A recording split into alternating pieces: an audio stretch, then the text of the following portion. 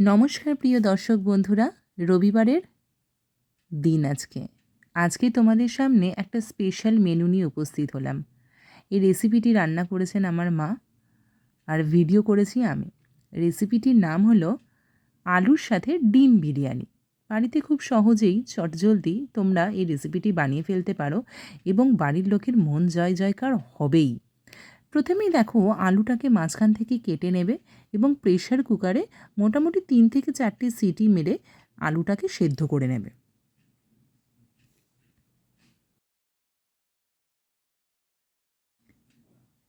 তারপরে কড়াইয়ের মধ্যে তোমরা জলটা গরম করে নাও এবং ডিমগুলোকে সেদ্ধ করে নাও।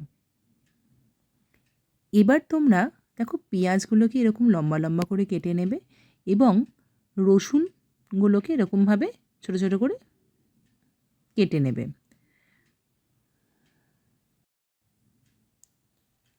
এবার দেখো, দেরাদুন চালকে মোটামুটি 2 ঘন্টা আগে তোমরা এরকমভাবে ভিজিয়ে রাখবে।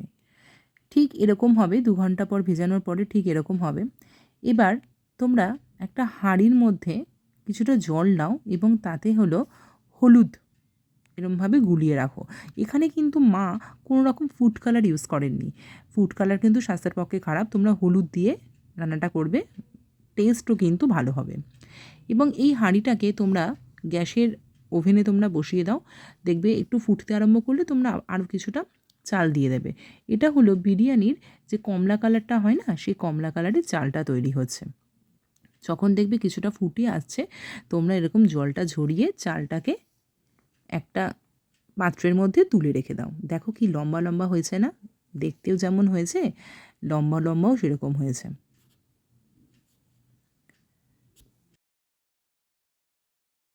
এবার সেদ্ধ করে রাখা আলুগুলোর মধ্যে তোমরা সামান্য নুন দাও, লাল লঙ্কার গুঁড়ো দাও এবং হলুদ দাও। ভালো করে আলুগুলোর সঙ্গে মিক্সড করে কড়াইয়ের মধ্যে তেল গরম করো এবং ভালো করে আলুগুলোকে তোমরা ভেজে নাও।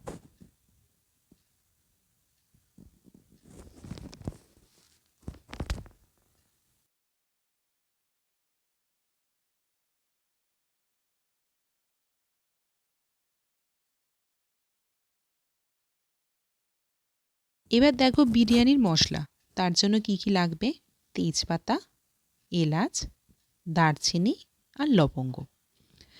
ওভেনের একটা প্রান্তে আলুটা তো ভাজছে, গ্যাস ওভেনের আরেকটা বার্নারে তোমরা একটা হাঁড়ির মধ্যে সামান্য জল দাও, সামান্য না, একটু বেশি করে জল দাও, তাতে নুন দাও এবং ওই বিরিয়ানি মশলাগুলোকে ঢেলে ঢাকা দিয়ে ফোটাতে দিয়ে দাও।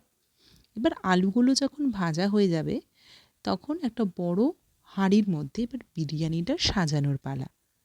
আলুগুলোকে একটা একটা করে তোমরা তুলে রাখো। এবার ওই তেলের মধ্যেই ডিমগুলোকে ভেজে নাও।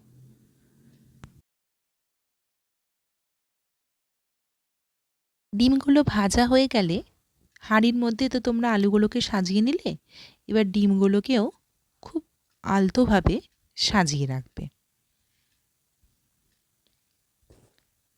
এবার কড়াইয়ে যে তেলটা গরম হচ্ছে, তার মধ্যে যে আগে থেকে যে পেঁয়াজগুলো কেটে রেখেছিলে এবং রসুনগুলো, সেগুলো ভাজতে দিয়ে দাও। এটা তৈরি হচ্ছে বেরেস্তা। পেঁয়াজগুলো লাল লাল করে ভাজবে। বার্নারের আরেক প্রান্তে, যেখানে জলটা যখন দেখবে ফুটতে আরম্ভ করেছে, এবার সেখানে সাদা চালটা, দেরাদুনের যে চালটা, তোমরা দিয়ে দাও।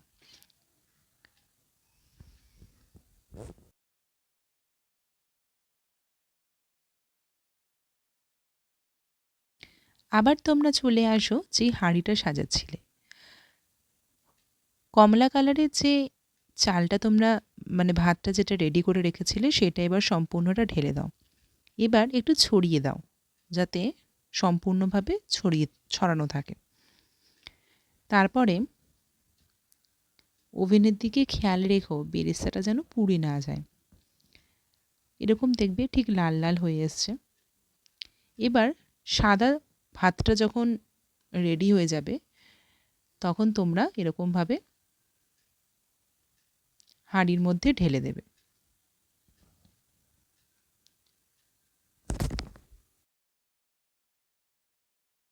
জানো তো, যতই রেস্টুরেন্টে বিরিয়ানি খাই না কেন, বাড়িতে মায়ের হাতের তৈরি বিরিয়ানির স্বাদই কিন্তু অপূর্ব। ইনি হলেন আমার মা, ইনিই হলেন রাঁধুনি। তার হাতের রান্না কিন্তু অতুলনীয়। তোমরা রান্নাগুলোর স্বাদ উপভোগ করতে পারছো না ঠিকই, কিন্তু রেসিপিগুলো দেখে তোমরা বাড়িতে ট্রাই করো। এবার দেখো, পেঁয়াজের যে বেরেস্তাটা বানিয়েছি, সেই বেরেস্তাগুলো পুরোটা ঢেলে দেওয়া হচ্ছে। রেসিপিগুলি তোমরা বাড়িতে ট্রাই করো, দেখবে খুব কম সময়ে কম উপকরণ দিয়ে চটজলদি তোমরা বাড়িতে বানিয়ে ফেলতে পারবে।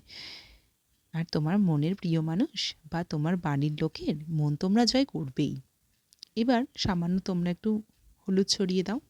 এবার প্রয়োজন মতো তোমরা ঘি দেবে। বেশি ঘি দেওয়ার দরকার নেই, অল্প একটু ঘি দিলেই হবে।